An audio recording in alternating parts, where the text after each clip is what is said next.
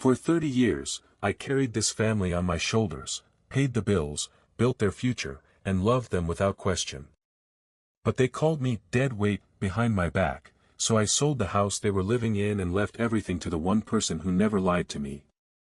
Before we dive deeper, don't forget to subscribe and drop a comment letting us know where you're tuning in from. I maneuvered the last of the dinner plates into the dishwasher, trying not to wince as pain flared in my knees. Family dinner at my son's house was winding down. In the living room, my son Andrew and his wife Lisa chatted with her parents over coffee and dessert. I could hear 8-year-old Sophie, my beloved granddaughter, giggling at some cartoon on TV. From the kitchen, I watched her small frame curled up on the sofa, oblivious to the tension simmering beneath the evening's polite conversation. "Dad, leave those for me," Andrew called from the dining area. He was carrying a half-empty casserole dish, his smile too quick, too forced. "You're our guest. Go relax." I straightened slowly, wiping my hands on a towel. "It's fine, I've got it. You all enjoy dessert." Lisa's voice drifted in from the living room. "We have tiramisu, Edward, your favorite. Come have some."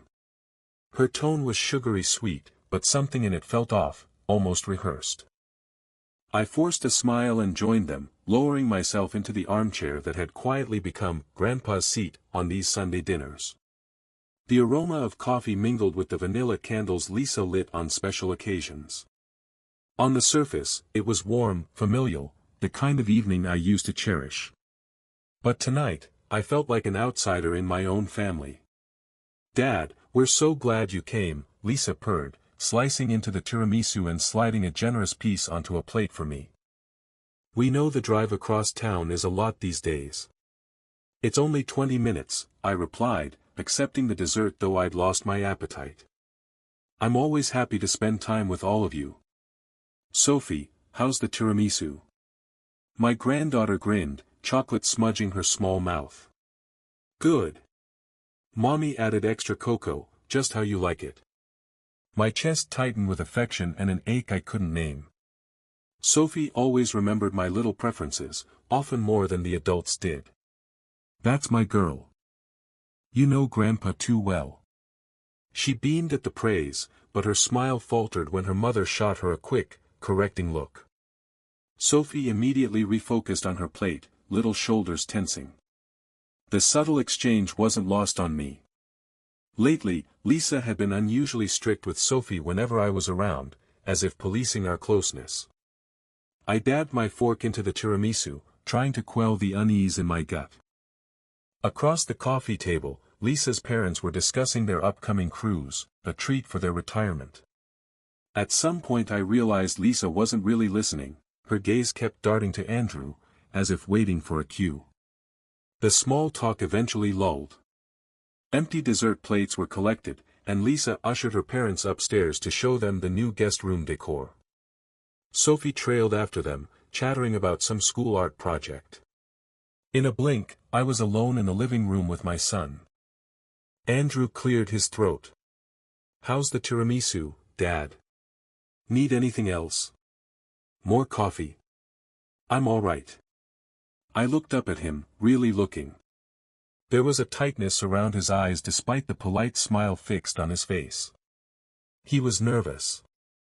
My son was nervous around me, a realization that struck like a small electric shock. Once upon a time, he could talk to me about anything. Now he shifted on his feet like a man with a secret. "Son, is everything okay? You seem on edge." He gave a short laugh. "On edge? No, just a lot on my mind with work. You know how it is." He moved to pick up the coffee mugs, then paused. "Actually, there was something Lisa and I wanted to discuss with you, but it can wait. Tonight's about family time." A cold prickle crawled over my skin. "Andrew, you can bring it up. If something's important, I'm listening." Before he could answer, Lisa's laughter rang from upstairs, a brittle, performative sound. It grated against my nerves for reasons I couldn't pinpoint. Andrew flashed another tight smile. Maybe after Mom and Dad Jenkins head home. It's, more of a private matter. I nodded slowly, trying to ignore the rock forming in my stomach. Something was off. Private matter. The last time my son had wanted a private talk, it was to confess he'd lost his job and needed help covering the mortgage for a while. That was 2 years ago. I'd stepped in without hesitation, setting up automatic payments to tide them over. He found a new job eventually, but I never turned off those payments. Part of me was just glad to feel needed after my wife passed.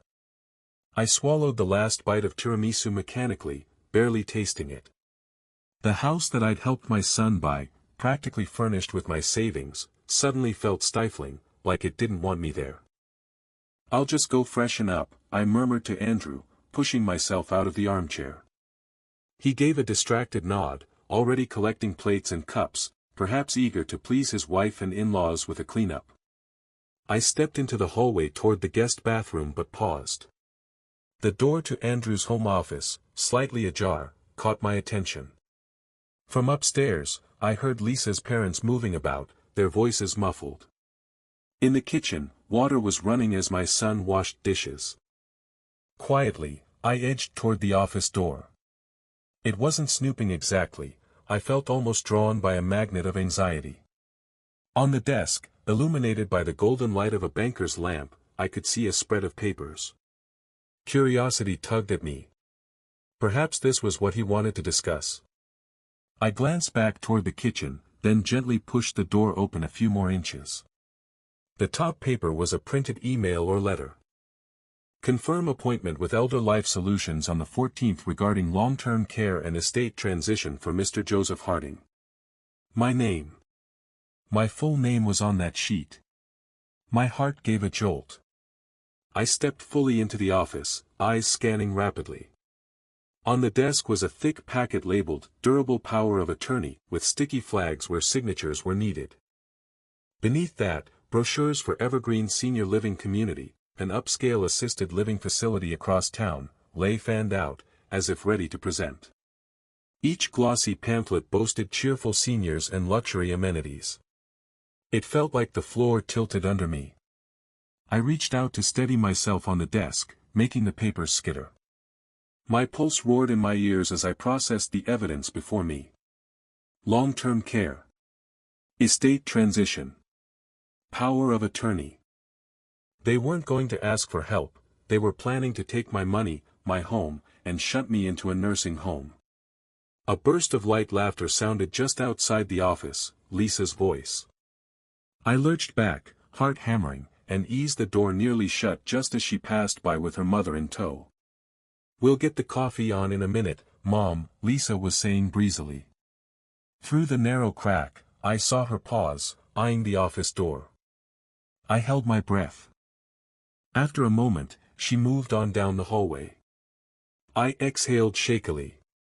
My hands trembled as I gently lifted one brochure. The cover read, "Evergreen, where your golden years shine." I recognized it, I'd seen their ad on TV. It was essentially a retirement home, albeit a fancy one. We had never discussed anything about assisted living. Why would they? The answer hit me like a blow. They think I'm a burden. They want my assets liquidated, house sold, bank accounts in their control, so they can take care of me in a facility while enjoying my life's earnings themselves. Maybe they'd even convinced themselves it was for my own good. A single sentence on one of the papers caught my eye, stabbing through me. The patient is increasingly forgetful and would benefit from supervised care. Patient? Forgetful? My vision blurred with the realization, they'd been painting me as mentally declining. The little confusions, lately, misplacing my keys, that time I blanked on a pin at the grocery store, I thought those were just normal senior moments. But to them, they were ammunition to declare me incompetent. Upstairs, footsteps thudded, Lisa's parents were descending. I carefully slid the brochure back into place and stepped out of the office, closing the door as I left. I stood in the hallway a moment, fighting the urge to collapse into the wall. My daughter-in-law's cheerful chatter grew louder as she led her parents back toward the living room. I had to pull myself together, fast. In the bathroom mirror, I caught sight of my face, ashen, eyes shiny with betrayal and shock. I ran cold water and splashed my cheeks, willing the sting to ground me. In the reflection, I saw over my shoulder the hallway wall lined with framed photos. There was one of my late wife, Margaret, cradling a newborn Sophie. Another of me and Andrew, years ago, painting the fence of the very house I now stood in, the house I'd helped him buy. We looked so happy in that picture, both of us speckled with white paint, laughing. I gripped the sink as a wave of anger cut through the hurt. I built this family. Every board in that fence, every brick of their foundation, literal and figurative, I provided. And now, my own child was conspiring to cast me aside. I could hear them gathering in the living room again, Lisa offering coffee refills and her father-in-law declining jovially. Steeling myself, I emerged. "Everything okay, Dad?" Lisa asked brightly, already knowing it wasn't but feigning concern. In that moment I saw through her act completely, the calculated pleasantry, the way her eyes swept over me as if assessing how much fight I had left. I forced my voice to remain steady. "Just fine. I think, actually, I should get going now." I smiled thinly, playing my own role, the tired, oblivious old man. "It's getting late for me." Andrew looked startled. "But it's not even 8 p.m. Are you sure? We were hoping to talk a bit more." "It's been a long day," I cut in gently. "Another time, son." My heart broke even as I said it. I'd rarely left family gatherings early. But I knew if I stayed a minute longer, my composure might shatter. Lisa's parents came to give me perfunctory hugs. "So good to see you, Ed," her father said, using the casual nickname he'd adopted as if we were close. "We must have you over for dinner soon." I murmured something agreeable and moved to where Sophie hovered near the doorway. She had sensed something was wrong, her hazel eyes, so much like her grandmother's, searched my face. "You're leaving already, Grandpa?" she asked softly. "You didn't even see my new painting." Her small hand slipped into mine. My throat tightened. "I'm sorry, sweetie. I promise I'll see it next time. Come walk me to the car." She nodded and trotted to get my coat from the rack. As she helped drape it over my shoulders, such a thoughtful little soul, I heard Lisa behind us, her voice firm, "Sophie, don't keep Grandpa if he's tired." I turned and leveled a look at my daughter-in-law. "She's not keeping me. We're just saying goodnight." Something in my tone made Lisa flush. She quickly busied herself clearing mugs, avoiding my eyes. Outside, dusk had settled, the air cool and earthy. Sophie insisted on carrying my thermos and cane to the car for me, even though I didn't need the cane tonight. My hand still trembled, so I let her. At my car, I crouched, joints protesting, and pulled her into a hug. Her arms latched tightly around my neck. For a moment, the scent of child's shampoo and the warmth of her cheek against mine was almost enough to make me forget the turmoil. Almost. "Grandpa," she whispered, voice quavering. "I heard Mommy and Daddy talking yesterday, about you." I drew back to study her face. "What did you hear, Soph?" She looked down, fiddling with the strap of my thermos. "Mommy said you might have to go away for a while.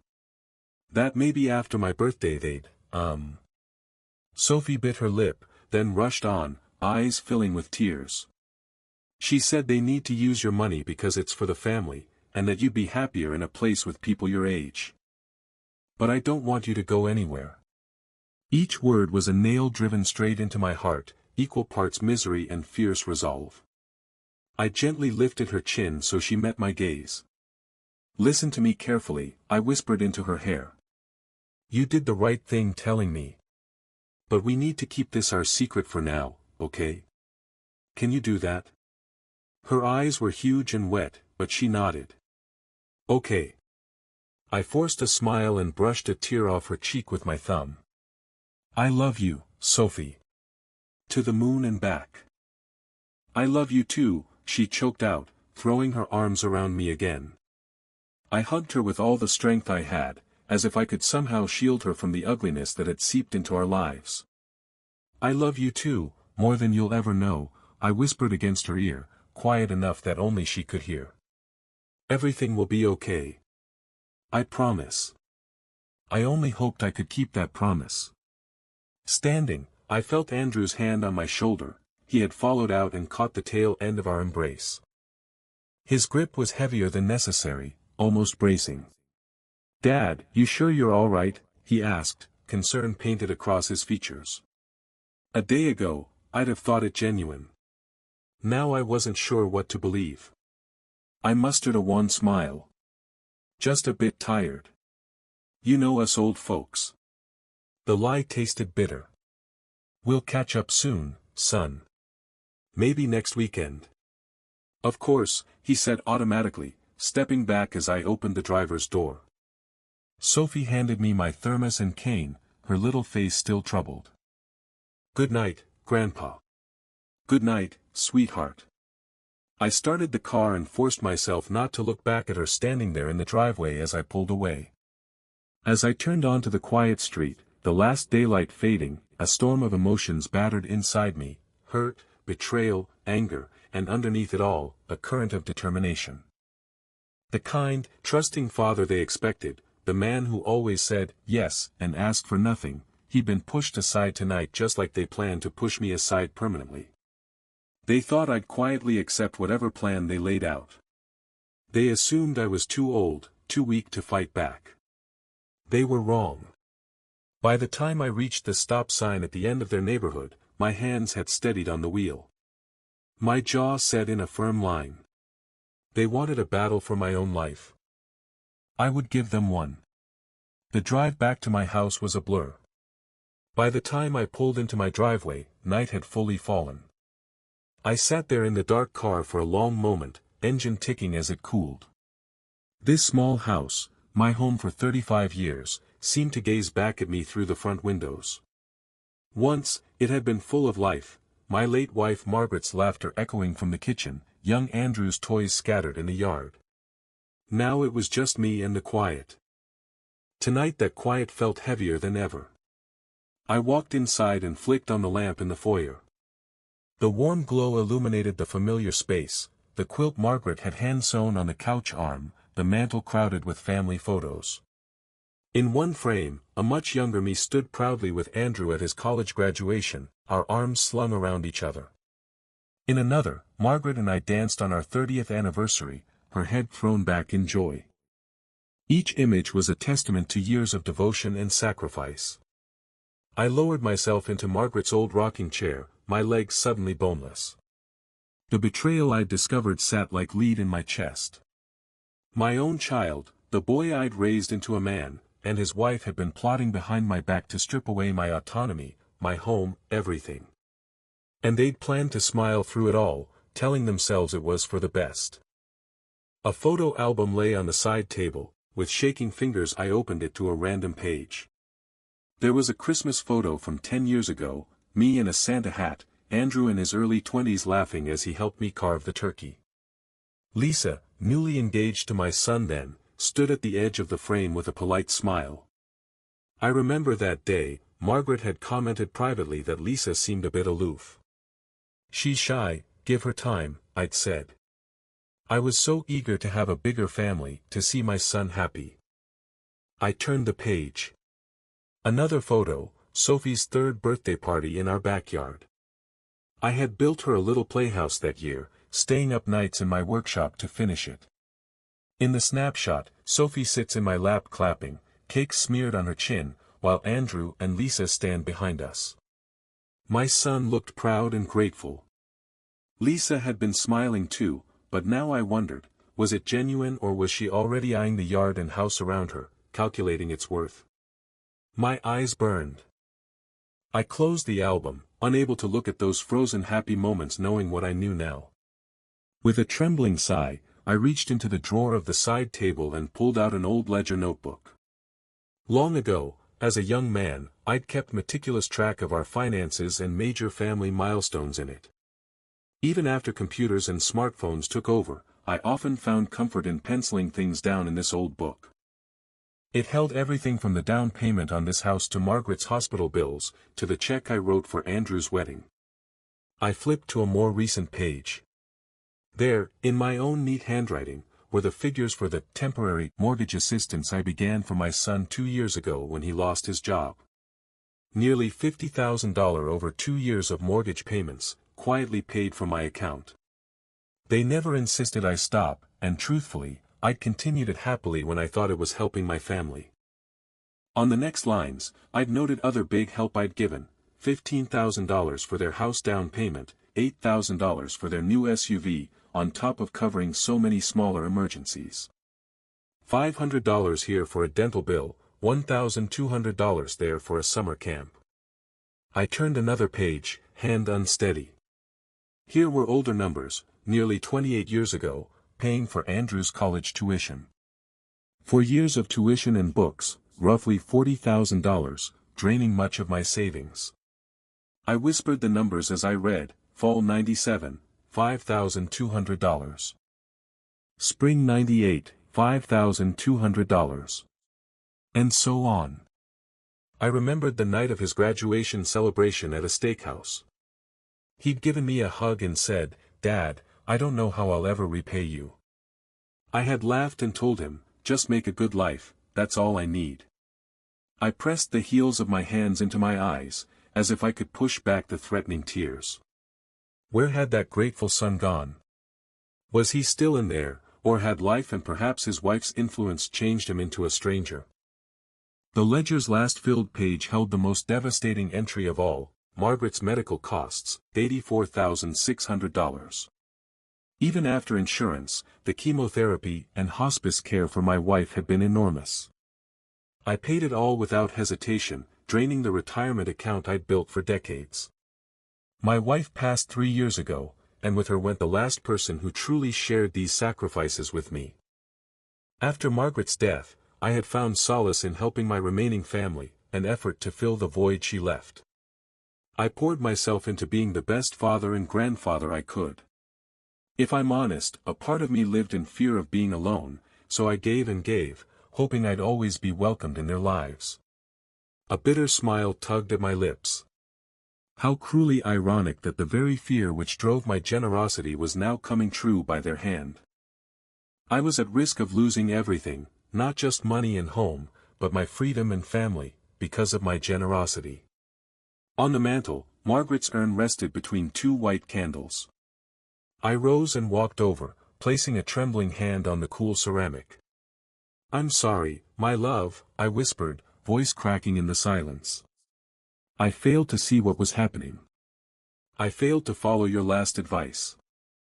Margaret's last coherent words to me, spoken on her final day in hospice, echoed in my mind: "Promise me you'll take care of our son and Sophie. But watch over Andrew carefully. He's weak. And weak people make dangerous choices when someone strong is whispering in their ear." At the time I'd nodded, not fully understanding.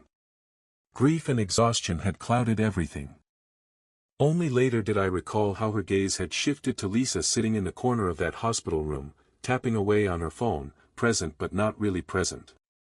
I'd been angry at that, thinking Lisa was just uncomfortable with death. Margaret, though frail, had noticed more. "How right you were," I murmured to the empty room. My wife had sensed something off about our daughter-in-law's influence on Andrew. I had brushed it aside, blind with optimism and trust. Lightning flashed outside the window, followed by the low rumble of thunder.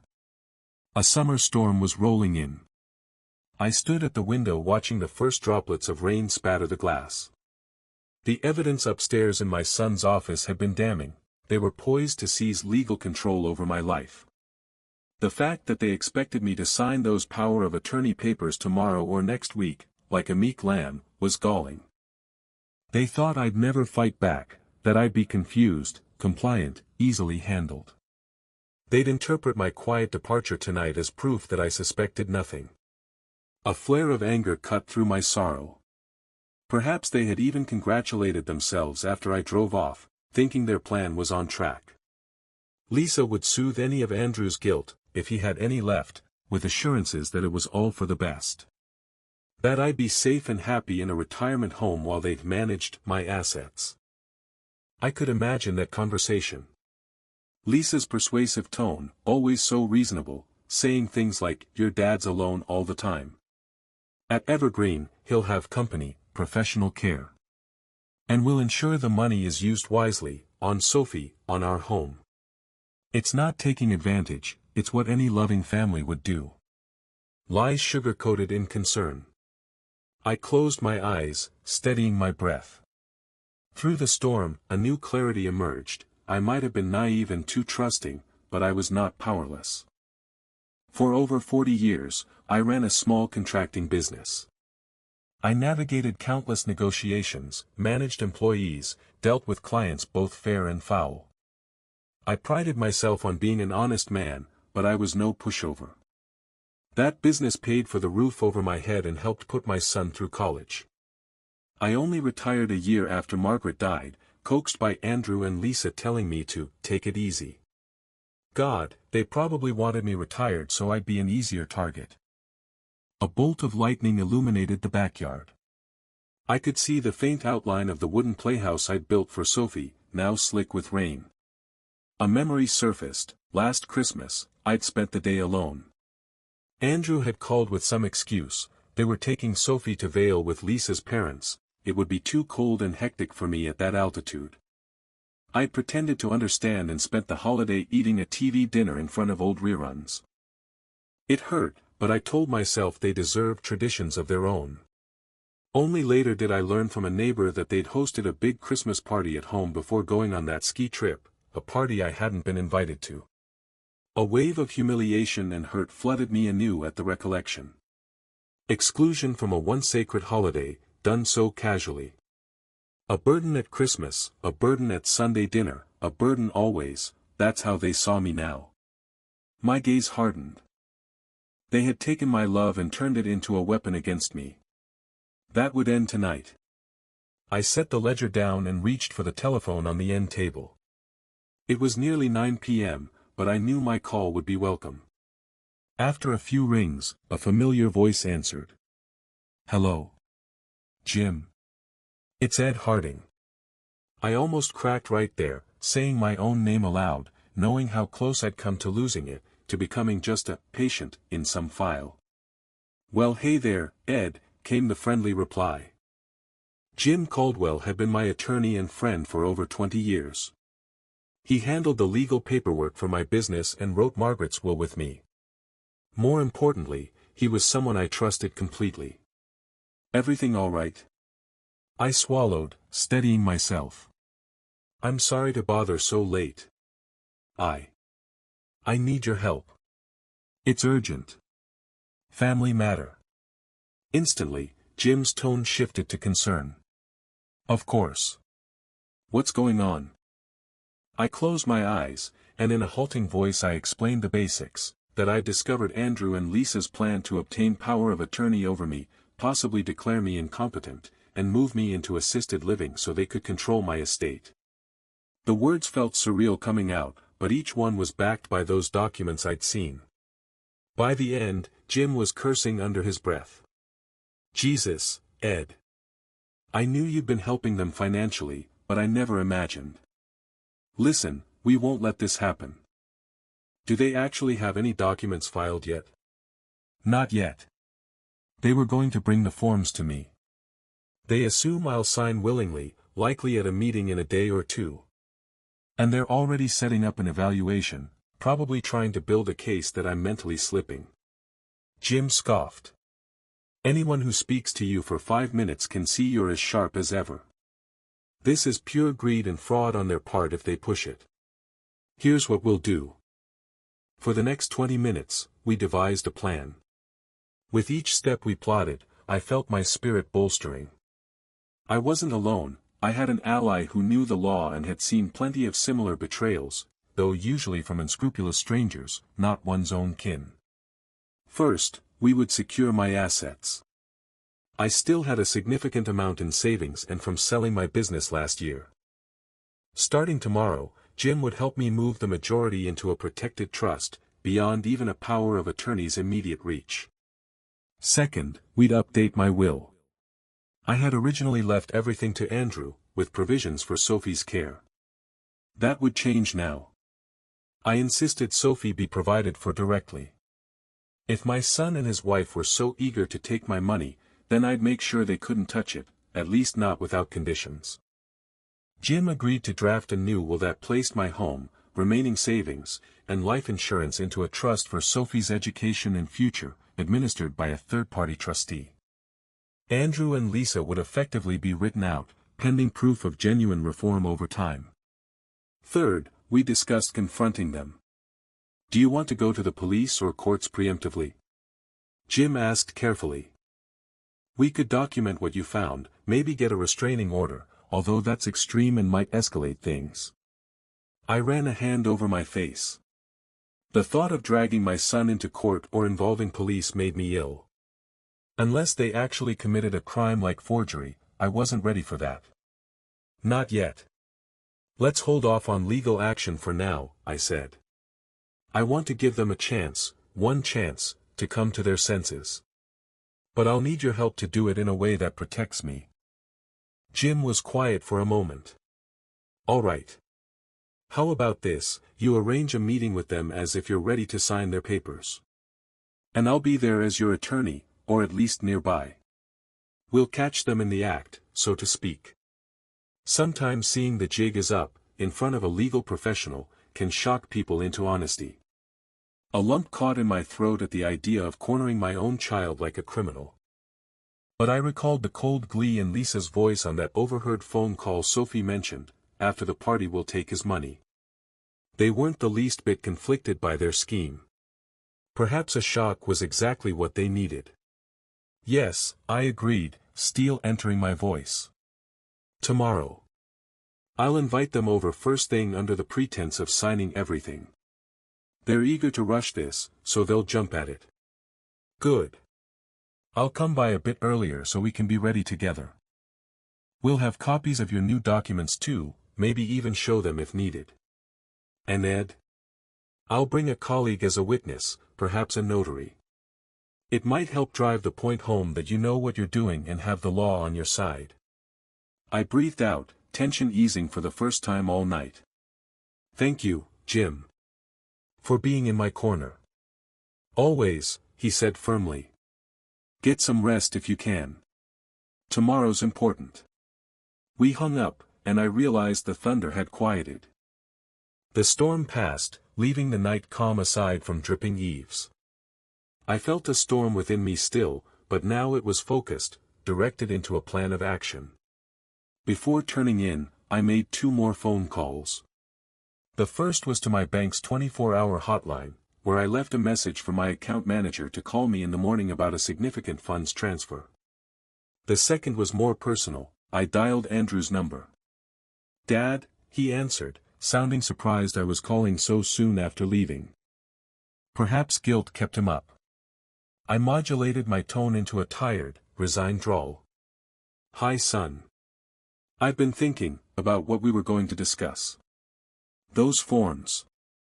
A brief silence. I imagined him sitting up in bed. Oh. You mean, the power of attorney stuff? Yes. I realize maybe you're right. It is getting hard managing everything alone. If you and Lisa truly want to help me with bills and such, maybe I should accept. I nearly choked on the words, but I got them out. Dad, that's wonderful, he stammered, relief and surprise in his voice. He hadn't expected to win me over this easily, which meant they indeed anticipated I might resist. Lisa will be so relieved. We can come over first thing tomorrow morning, say 10 a.m. We'll bring the papers. 10 a.m. is fine, I said. I actually called a notary to be there, just to make sure it's all proper. And I asked Jim Miller from the bank to stop by. You know, he's advised me a bit on finances since I sold the business, and I want him comfortable with whatever we set up. There was a pause as he processed that. I could almost hear the alarm bells in his head. But he quickly covered. "Oh, yeah, that makes sense. Sure, the more the merrier if it makes you comfortable. 10 a.m. then. All right. And son, thank you for looking out for me." I forced a hint of gratitude into my tone. After we hung up, I stayed by the silent phone for a long while. My reflection in the dark glass of the window looked like a ghost. I wondered if Andrew was truly happy I'd seemingly agreed, or if somewhere deep down, he felt shame. Did he toss and turn tonight, conscience gnawing? Or was he sleeping like a baby, content that their power grab would succeed by tomorrow? I clenched my fists. Either way, come morning, my son and his wife were in for an awakening. I turned off the lights and headed to bed, the ledger and photo album still spread open on the table. As I passed Margaret's urn again, I whispered into the darkness, "I'm handling it, my dear. I promise." Perhaps it was my imagination, but as I closed my bedroom door, I felt a faint sense of her approval, like a hand briefly resting on my shoulder, steadying me for what lay ahead. Monday dawned gray and cool after the night storm.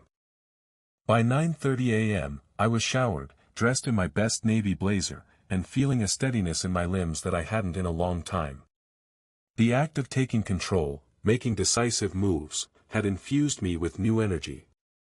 I was no confused old man today, I was Joseph Harding, a man fighting for his dignity. At 9:45, Jim arrived, briefcase in hand and determination in his eyes. With him was a professional-looking woman in a crisp blazer who introduced herself as Catherine, a notary public. We convened in my living room, which I had arranged like a small boardroom, coffee and tea set out, chairs around the coffee table cleared of its usual knickknacks. If Andrew and Lisa wanted to treat my life like a business transaction, I would meet them on that field, and I would have the home advantage. Jim patted my shoulder as I poured him a cup of coffee. "How are you holding up?" I gave a small, tight smile. "Ready. More than ready." We reviewed the plan once more in low tones. Catherine sat off to the side, journal and seal ready, trying to appear inconspicuous. I could tell by the slight purse of her lips that she was already on the scent of something irregular. 3 decades of notarizing had likely taught her to recognize family drama. At exactly 10 a.m., a knock sounded at the door. I exchanged a look with Jim, show time. I opened the door to find my son and daughter-in-law standing on the porch with a leather document case clutched in Andrew's hands. They were all smiles, albeit brittle ones. Lisa's eyes flicked over my shoulder, widening almost imperceptibly at the sight of Jim and Catherine waiting inside. "How thoughtful of you to arrange professional assistance," Lisa said smoothly as they entered. She immediately turned on the charm with an appreciative nod toward Catherine and a polite handshake with Jim. Ever the consummate performer. "This will make everything so much more official." "Indeed, it will," I replied. I closed the door and gestured for everyone to take a seat. "Please, have a seat at the table."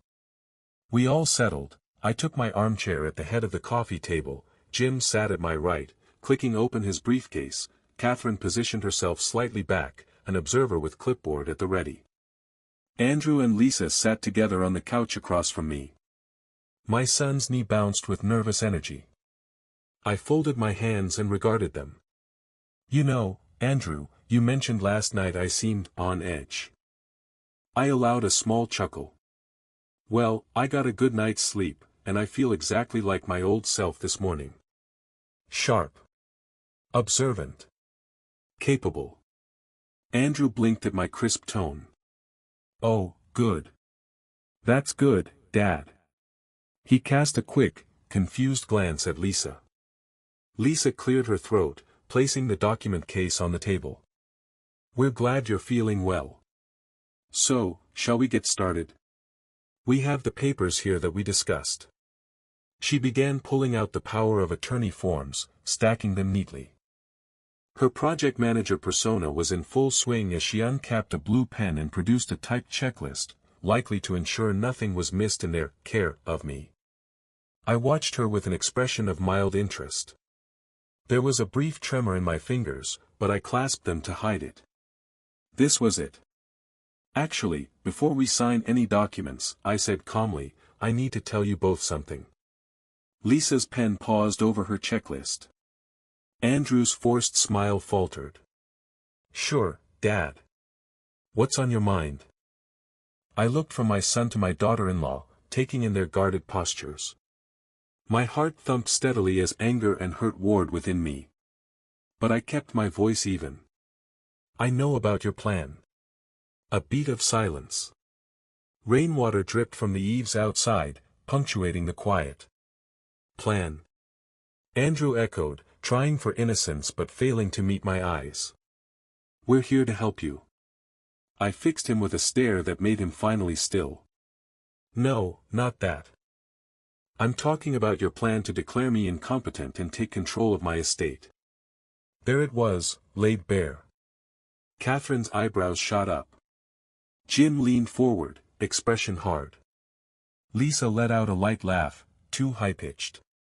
Joseph, you must be confused. We would never, don't, I snapped, more sharply than I intended. I took a deep breath, steadying myself. I would not yell, I would not let them frame this as the ravings of a confused old man. I motioned to Jim. My lawyer opened a folder and slid a printed email and a photocopy of a bank's visitor log onto the table. On Tuesday last week, Jim said in a cool, professional tone, Mr. and Mrs. Turner, he intentionally used Lisa's maiden name to hammer home her separateness, visited my bank. I happen to be aware of it because I'm a vice president there. They inquired at length about conservatorship and emergency guardianship procedures for an elderly relative. They specifically asked how one might expedite moving that relative's funds under their control. Color drained from Lisa's face, though she remained silent. Andrew looked as if someone had punched him in the gut. That was just general information, he protested weakly. I pressed on, voice like steel. I also know about the appointment you made with Elder Life Solutions next week. And the forms you prepared for Evergreen Senior Living. I nodded toward their own pile of documents. I assume those glossy brochures for Evergreen in your office were for my benefit? Perhaps a surprise you planned to spring on me once I'd signed away my say in the matter. Andrew's mouth opened and closed, fish-like. Dad, how did, he stopped when she shot him a withering glare. Go on, Andrew, I urged, heart aching. Tell me the truth, son. I deserve that much. He raised his head, eyes red. Dad, we were worried. You forgot that pan on the stove last week and nearly had a fire. I scorched a coffee pot. One small lapse. I shook my head. And do you know what I did afterward? I bought a stove timer to ensure it never happens again. Because I am perfectly capable of managing my own life, regardless of what you two want to believe. Catherine cleared her throat delicately. Mr. Harding, if I may clarify, these documents, she gestured at the power of attorney forms on the table, were you intending to sign them of your own free will today? I appreciated her tact in framing it that way. No, I was not. In fact, I invited you here to witness that I have no intention of signing them and to witness this conversation. Lisa's eyes narrowed. So this is a trap. You tricked us into coming here. I folded my arms. If it's a trap, it's one of your making. I simply decided not to step into it blindly. Andrew put his face in his hands. His muffled voice came out strained. Dad, please. I never wanted to hurt you. Things just got out of hand. We were in over our heads with money, and Lisa said. He stopped when she shot him another warning glare. Go on, I insisted softly. Better to lay it all out. He swallowed hard, not looking at her now. Lisa said how you seemed lonely and would be better off at Evergreen with people your age. She also pointed out how your house is paid off and, well, we needed money. At first it was just an idea, but then it became a plan. He wiped at his eyes. I should have stopped it. I know. I'm so sorry, Dad. I listened, each word simultaneously cutting and confirming what I'd suspected. My son was not evil, he was weak. He'd allowed his wife's ambition and his own financial woes to override his conscience. Margaret had foreseen this vulnerability in him, and I, fool that I was, had walked right into it by giving them so much that they came to expect it. You're twisting everything, Lisa spat, crossing her arms. This was never about stealing. It was about taking care of you and our family. All our finances are intertwined anyway, you pay our mortgage, you help with Sophie's tuition. Why shouldn't we consolidate things and make it simpler? A hot coal of anger flared in my chest. Simpler? For whom? For you, to use my money at your discretion? To put me on an allowance at some facility while you live here in my home? Don't play innocent, Lisa. The fact that you did all this behind my back, instead of openly asking me for help or discussing options, shows exactly what your intentions were. Her face flushed deeply now. We hid it because we knew you'd never agree, even if it was for the best. You nearly started a fire and you barely leave that house, enough. I turned to the notary. Catherine, I apologize that you have to sit through this, but I hope it makes clear why I needed a witness today. Catherine nodded slowly. It certainly does. In my professional capacity, I can attest that Mr. Harding is acting lucidly and under his own volition to not sign these documents. And, she eyed Lisa and Andrew disapprovingly, it appears there was an attempt at undue influence here. Lisa looked ready to snap back at the notary, but I didn't give her the chance. I pulled out a folder from beside my chair, my own prepared documents, and placed it on the table. Now we will discuss terms. The consequences of what you attempted. Andrew swallowed hard. Dad, are you disowning us? Tears threatened to blur my vision, but I blinked them away. That depends on you. But here's what's happening effective immediately. Jim. My lawyer cleared his throat and read from the top document. This is Mr. Harding's updated last will and testament, executed this morning. In summary, it revokes any previous bequests to Andrew Harding or Lisa Harding. Instead, Mr. Harding's entire estate, the house, remaining savings, life insurance, is placed into a trust for the benefit of his granddaughter, Sophie. The trust is designated for her education and welfare, to be managed by a third-party trustee. Andrew and Lisa Harding are not trustees, nor beneficiaries. A stunned silence met his words. Lisa actually gasped, bringing a hand to her chest as if struck. Andrew's face went ashen, tears spilling now. Dad, no, please. I had to look away for a moment to gather myself. Seeing my only child brought so low, even by his own doing, was a knife to my heart. But I reminded myself, he had made these choices. Choices that would have destroyed me had I not discovered them. There's more, I said quietly. I am not cruel. Despite everything, I don't wish to ruin either of you. So, the trust contains a clause, a possibility for change. I nodded to Jim. He flipped to the next section.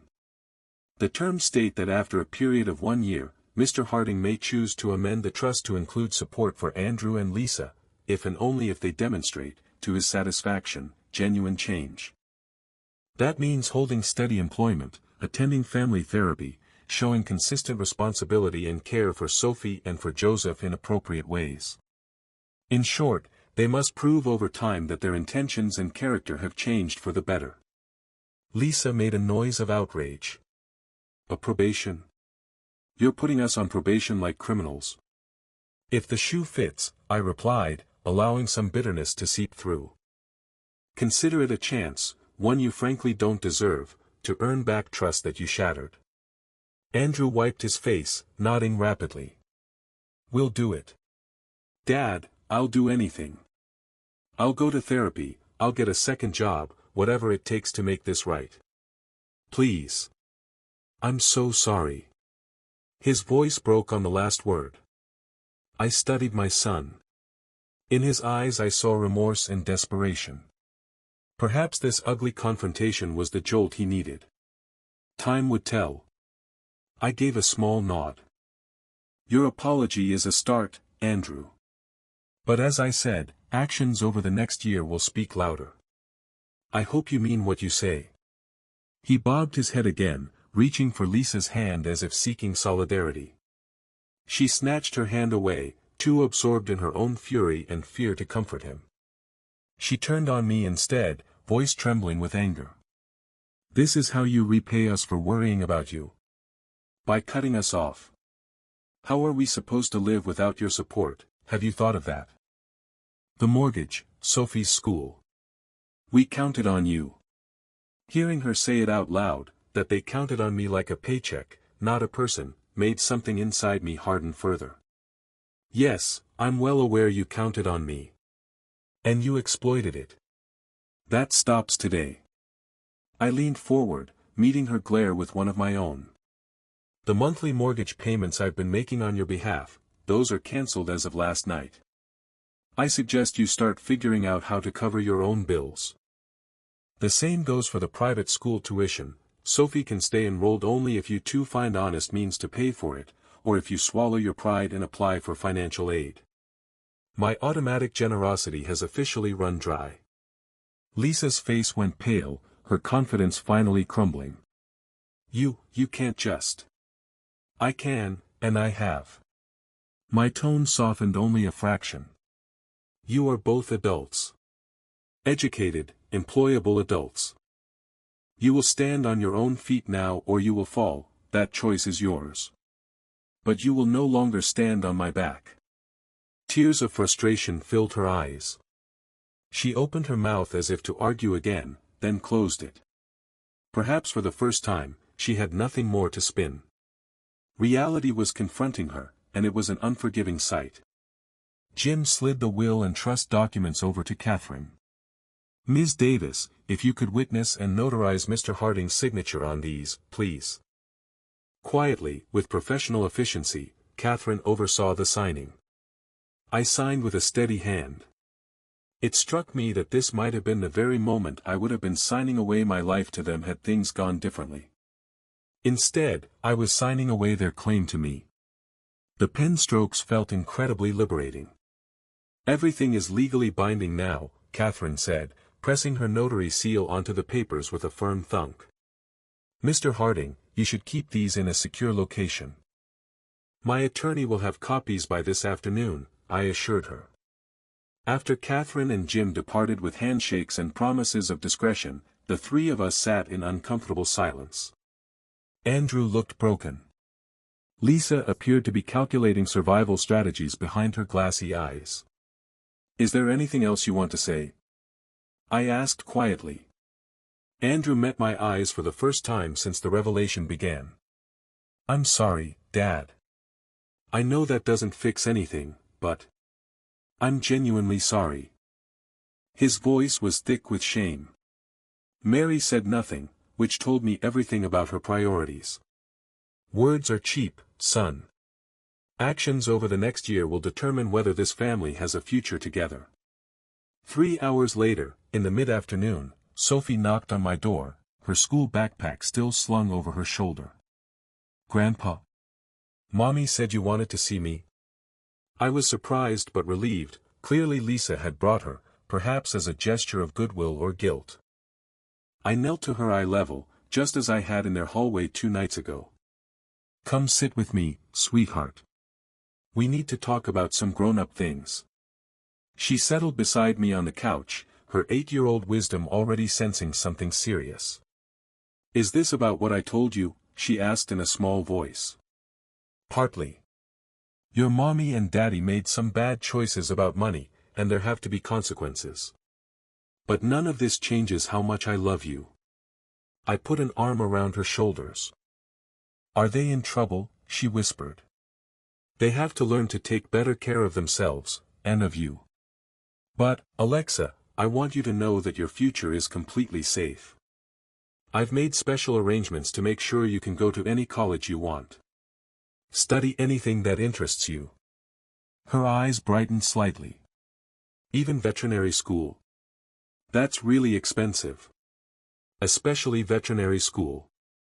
And if you change your mind and want to be an engineer or a teacher or start your own business, there will be money for that too. What about mommy and daddy? She asked quietly. They're going to work very hard to become better parents.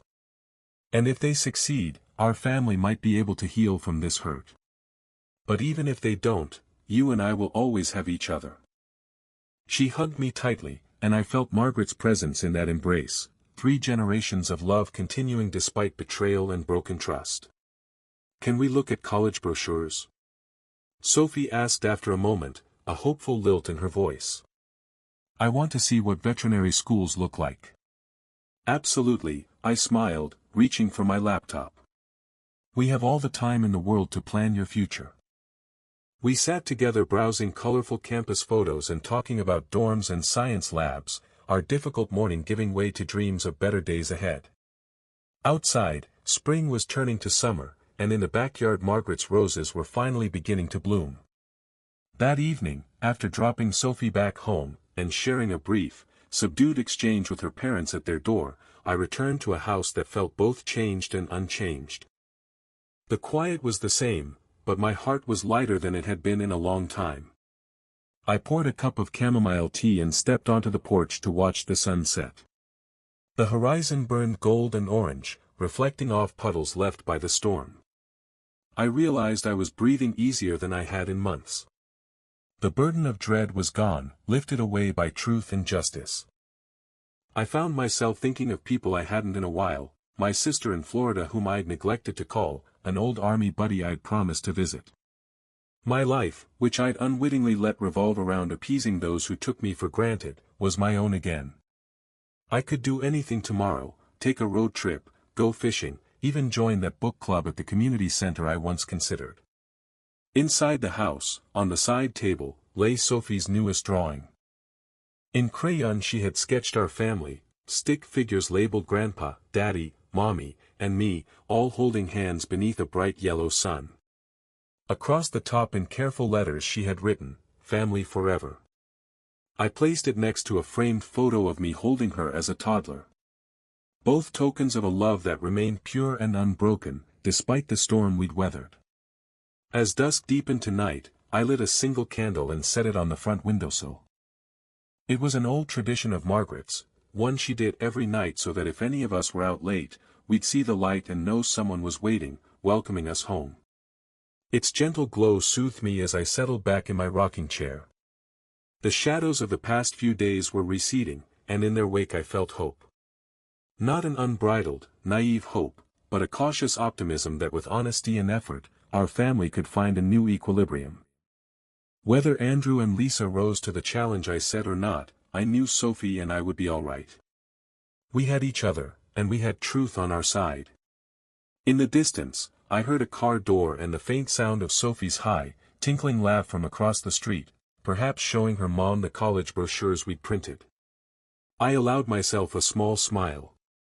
However strained things might be between us adults, the love we all had for that little girl could be a bridge. I rocked gently and watched the candle's flame flicker in the window. I thought of the many others who had likely sat where I did, mothers, fathers, grandparents, feeling betrayed by those they sacrificed for. How easy it would have been to give in to bitterness, to let the betrayal define the rest of my days. But I had chosen differently. I had faced the cruelty and met it with strength. I had enacted justice not out of vengeance, but to reclaim my dignity and protect an innocent heart. In doing so, I discovered a truth worth holding on to. Even the deepest wounds can begin to heal when you stand up for yourself and shine a light for those who truly matter. I closed my eyes, listening to the summer night's chorus of crickets. In my mind, I whispered a silent thank you, to Margaret, for her wisdom, to Sophie, for her unwavering love, and yes, even to Andrew and Lisa, for forcing me to remember my own worth. When I opened my eyes again, the first stars were twinkling overhead. I felt Margaret's spirit in the night breeze and Sophie's inextinguishable love in my heart. The storm in our family had passed. Consequences had been faced, lessons learned, and a new balance struck. I knew not everything was fixed, not yet. But as I sat there with the warm glow of the candle beckoning from the window, I understood one thing with perfect clarity: I was not a burden. I never had been. And I would spend whatever years I had left living in the light of that hard-won truth, with my head high, my dignity intact, and my family, whatever was left of it, gathered around that light, learning to be better. Sometimes justice doesn't roar like thunder or arrive with fanfare. Sometimes it's the quiet snuffing out of a lie and the steady flame of honesty taking its place. Tonight that flame was burning bright in my window, and I, at last, felt home. Hello everyone, and thank you for watching. I truly hope you enjoyed listening to this story as much as I enjoyed creating it. If you did, please consider liking the video and subscribing to the channel to help support the creation of more stories like this. Have a great day or evening.